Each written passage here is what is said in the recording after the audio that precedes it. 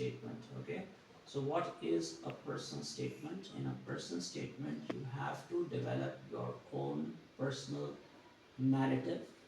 Okay, and in an American style person statement, you usually have to tell a story, and in that story, your personality should come out, because at the end of the day, who am I hiring? Who am I giving admission to? I'm not giving admission to your credentials. I'm not giving admission to your certificates. I'm giving admission to the person. So I want to know the person, because the university is not going to interview you, right? They're just going to read your personal statement and decide.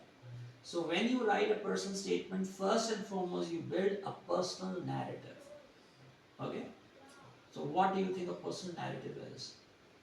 Uh, it could be how your experiences have shaped you. Okay, so that's it. So in a personal narrative, you have to focus on one experience, one story in your life. Now people come and they give very good stories. Okay, they give very good stories, but they focus on the story.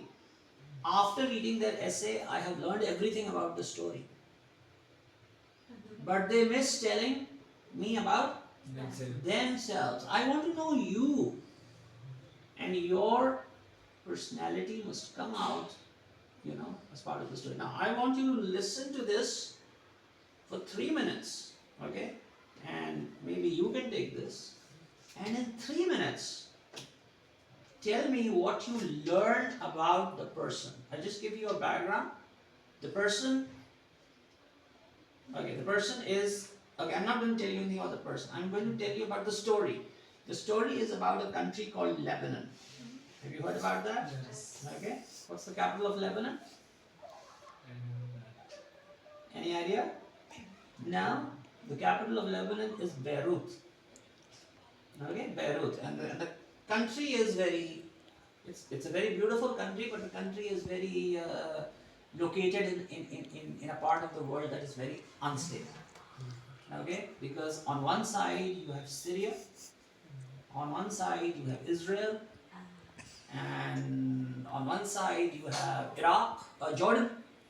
Okay, so it's right in the middle of that. It's a very small country, and Lebanon experienced a civil war from 1975 to 1990, and obviously it was a very savage civil war, and all civil wars are savage. Okay, in which war did the largest number of Americans die? Well, when you go to America, there's a certain graveyard where people go, where a lot of Vietnamese people who were killed in Vietnam are buried, The Vietnam one. How many people are buried in that graveyard? I believe it's called the Arlington Cemetery. Yeah. How many are? About 300,000. About 300,000. Okay? But the largest number of Americans who were killed in any war was not Vietnam. It was not the Second World War. It was not the First World War. It was the Civil War. Okay? So the civil, and why do most people die in civil wars? What's the reason? No. Because there are Americans dying on both sides. Okay? So when there is a Pakistan, we also had a problem. Other countries, when they have civil wars, what happens? Largest number of people of that country die in the civil war. Why? Because both sides are the same country. Okay, and civil wars are savage. They are worse than wars. Okay, so this civil war is taking place, and some journalists are covering it. Okay, and this journalist is telling you what he has seen and what he has experienced in that civil war in the last 3 years.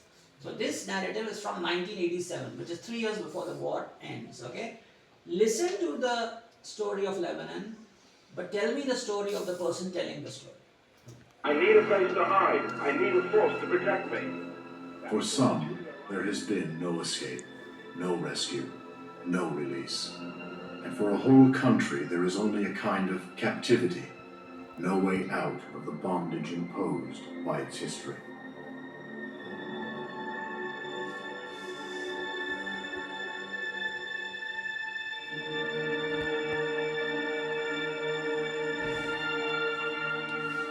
not forget Lebanon, but all I have left of it now are the souvenirs I keep around me like talismans, reminders of times, good and bad, in Lebanon's life and mine. We all lived on a Focus on Lebanon's life and mine. You always bring yourself in the picture. Okay? Not just the story of the place. You say mine, it has had an impact on you. It will create interest. What's your story? How has it impacted you? precipice, and every moment was precious. It was so easy to fall in love then, with people and places, to make friends for life, to make bonds that could not be broken.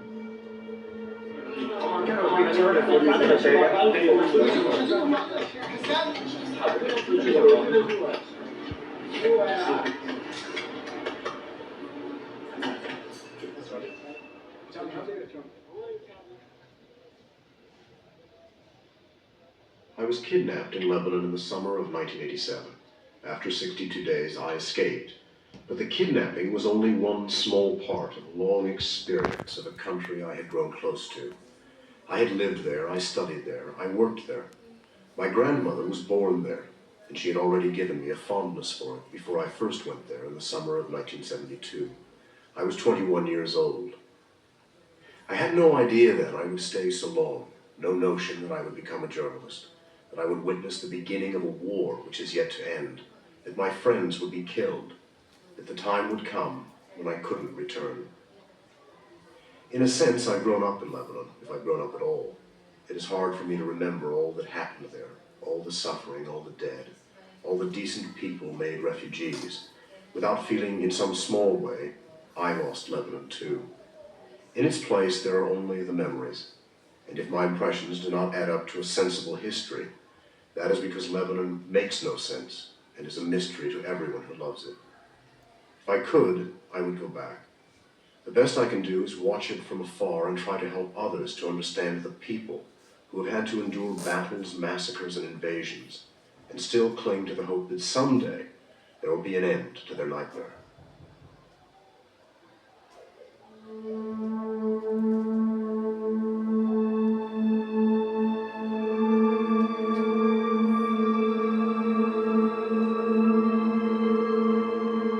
How could anyone tell that this was once the heart, the vibrant physical center of a Mediterranean capital?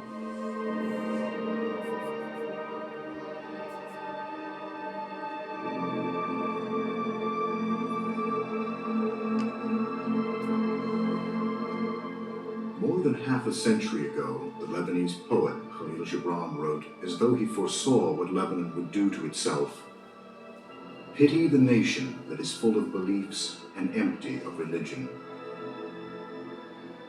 Pity the nation that raises not its voice save when it walks in a funeral, boasts not except among its ruins.